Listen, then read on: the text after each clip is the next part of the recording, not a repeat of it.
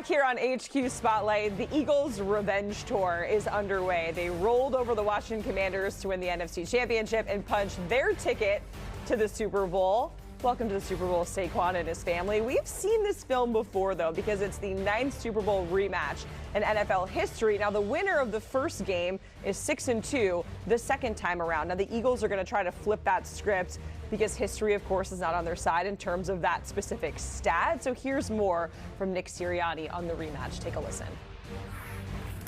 If you embrace adversity, it can shape you to who you are. And obviously that's been the case through Jalen and his career. But it is about embracing adversity. This game's not easy, and this game has its ups and downs. And that's how a football game, seasons have ups and downs. From year to year has ups and downs. Well, that's how a football game goes, right?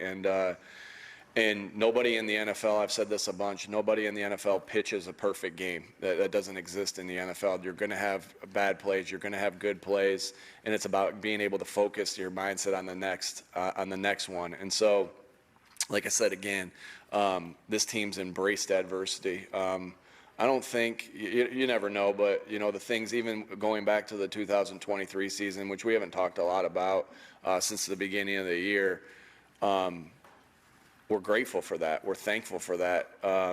As bad as it sucked at the time, I know I'm grateful for that. I speak for myself.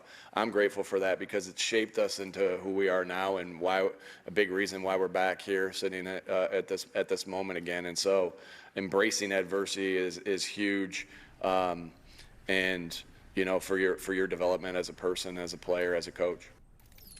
All right, back here with Charles Davis and Danny Kanell, and Nick Sirianni kind of laid it out nicely for us. We're going to talk about the development and the differences with the Eagles since the last time that we saw them in the Super Bowl. And we have to start with the ground attack because, Charles, I'll start with you. That is the glaring, obvious difference here in Saquon Barkley. Yeah, and look, this offensive line has been good for a long time now. Now, certain pieces have changed, but the basics have been there. The Philadelphia Eagles are going to build with an offensive line. They're going to be great at it. And you could make a case that more of their guys should have been all pro and Pro Bowl. But I think after a while, people are like, I can't have too many because it just looks bad. Well, guess what? You got them. And Danny, as you know, Cam Jurgens is the lightweight of the group. What's he about, 315, 320, playing center? Mekhi Becton is a left tackle playing guard. He's a mammoth man. They create space. And all Saquon Barkley needs is a sliver. And once you get that, he'll take it from there. They found the guy. They had a good rushing attack the last time they played. Miles Sanders was there. But Saquon Barkley is truly elite and is on an incredible heater of a season.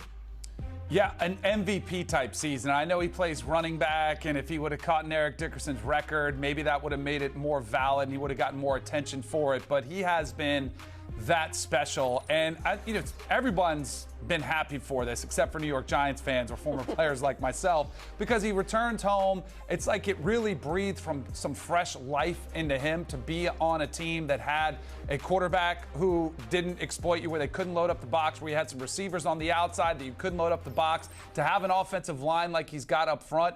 And you could just tell how much fun he was having, how much enthusiasm he was playing with, and how much he attacked this season, feeling like, all right, I've had a taste of what it's like not to win, and now he's starting to experience what it's like to do in his hometown, Philadelphia Eagles uniform. It has been one of the biggest additions of this entire offseason. You can make a case for Derrick Henry and what he did for the Ravens, but what Saquon Barkley has brought to the Eagles has been nothing short of phenomenal. Yeah, I love the story that he shared. Hey, Danny, I got to ask real quick.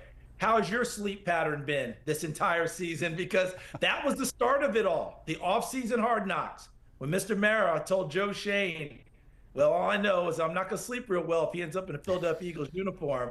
And 2,000 plus yards later, there can't be much sleep going on at all. He followed it up, Charles, with that's one of our fan favorites. And it's not even close. It's Saquon and then everybody else in the Giants, and they still let him go. Yeah, so extra shade when the Empire State Building was lit up in Eagles colors after they punched their ticket to the Super Bowl there. Let's talk about defense, because Jalen Carter, Jordan Davis really headlining that defensive shift. And DK, Jalen Carter is for real when we're hearing people call him Baby Chris Jones. No doubt. He is phenomenal.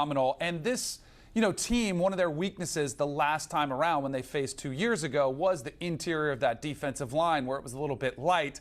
It is not light anymore. When you think of Jordan Davis, who was young on that team, just a rookie, now he's come into his own. When you pair them up in the middle together, Jalen Carter has been sensational. For him to drop into Howie Roseman's lap where he did in the draft, because there were some issues off the field with the car accident that took place at the University of Georgia, after his season there, was absolutely a godsend for this team. And now you've got two of the best paired up in the interior, allows so many guys like Nolan Smith to eat on the outside in the linebacker position and off the edges.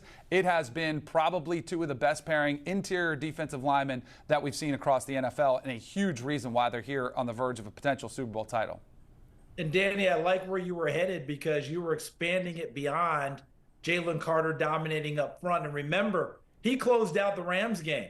A sack on third down, pressure on fourth down, Stafford's incomplete. They finished the ball game. He plays a lot of plays. And you remember Jordan Davis coming out of Georgia, Danny, that was one of the things people were concerned about. He didn't play that much. Would his stamina hold up? You don't have that worry with Jalen Carter at all. But what it has done, and you started talking about it, Nolan Smith is now starting to come into his own off the edge. That helps Josh Sweat on the other side off the edge. Before Nakobe Dean got hurt, he was having his best season as a pro. But how about all the way in the backfield? Let's get back to the secondary. Quinyon Mitchell in the first round, another guy that fell and stayed and was right there at 22, and the Eagles didn't have to make a move to get it. He's been sensational. And how about Cooper DeJean? Did not practice and play much in the preseason due to injury. Right after the open week, they inserted him into the lineup, and he's been extraordinary at the nickel position because the talk prior to was, is he a safety? Is he a corner? Is he a nickel? The answer is yes. Wherever you want to put him, Cooper DeJean's going to be terrific. Jalen Carter and Jordan Davis and crew up front have allowed the rest of the team to flourish behind them. Let me circle back to the top with Nick Sirianni, who has been a constant in Philly sports and the football team the last handful of years, but he has gone through so many coordinator changes. Let me just go through the timeline, guys, where you had Steichen and Gannon get head coaching jobs after that loss in Glendale, Arizona. Then Brian Johnson, Sean Desai / Matt Patricia gone after a disappointing season. Then in comes Kellen Moore and Vic Fangio. Did everybody get that? That's the changes that's been happening. And he might be gone too as well. CD, I'll give you first word because there's been so much change for a team that has been consistent here, yet a Super Bowl that's different than 2 years ago.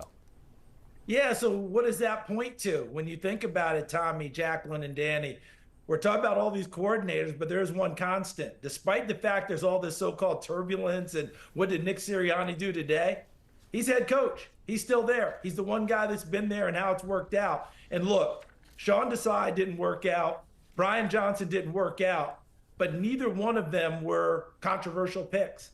In fact, they were both welcomed. They were praised. For whatever reason, it didn't work. But this year, Kellen Moore likely going to get the Saints job when it's all said and done. Vic Fangio, he found his sweet spot back in Philadelphia, and this team has responded. So you have to ask the question, Miami, how come you didn't respond to this guy?